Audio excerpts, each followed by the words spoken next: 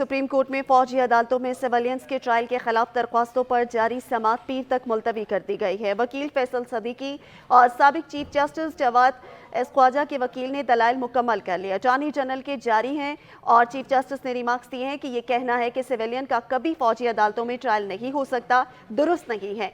कोई सिविलियन फौजी को बगावत के लिए उकसाए तो मिलिट्री कोर्ट्स कार्रवाई कर सकती है। देखना होगा कि सिविलियंस को फौजी अदालतों के दायरा इख्तियार में लाने का क्या तरीक़ाकार अपनाया गया है। ये भी देखना होगा कि इंसदाद दहशतगर्दी अदालत के जज ने किस बुनियाद पर मुकदमात फौजी अदालत मुंतकिल किए। जस्टिस मंसूर अली शाह ने रिमार्क्स दिए कि ऐसा लगता है कि अदालत के सामने बुनियादी इंसानी हकूक का मामला जबरदस्ती लाया जा रहा है। जस्टिस एजाजुल एहसन का कहना है कि आर्मी एक्ट के तहत ट्रायल में बुनियादी हकूक को मुअत्तल किया गया है। सिविलियन को बुनियादी इंसानी हकूक के तहत तहफ़्फ़ुज़ हर सूरत हासिल है। केस की समाअत से मुतल्लिक मज़ीद तफ़सीलात जानेंगे।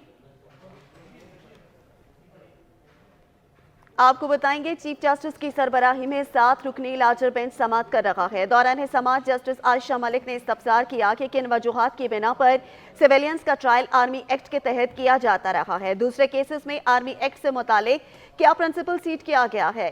जस्टिस मंसूर अली शाह ने कहा कि आपने आर्मी एक्ट चैलेंज क्यों नहीं किया है। तमाम तर तफसीलात जानेंगे सैरिश खान से। सैरिश, आगाह कीजिएगा, आज की समाअत की क्या डिटेल्स हैं आपके पास। सैरिश खान से दोबारा राब्ता बहाल करेंगे। हमारे नाज़रीन को बता देते हैं कि जस्टिस याहिया अफरीदी ने रिमार्क्स दिए कि पहले अटॉर्नी जनरल को बताने दें कि असल सूरत हाल क्या है। चीफ जस्टिस ने कहा कि बेहतर होगा तमाम वकला अपने दलाइल मुकम्मल कर लें, फिर अटॉर्नी जनरल को सुन लेंगे। जस्टिस मंसूर अली शाह ने रिमार्क्स दिए कि जस्टिस याहिया दुरुस्त कह रहे हैं, हमें पहले हकीकत को जानने की ज़रूरत है। ये बताएं कि किस तरीक़ेकार के तहत ये तमाम गिरफ्तारियाँ की गई हैं।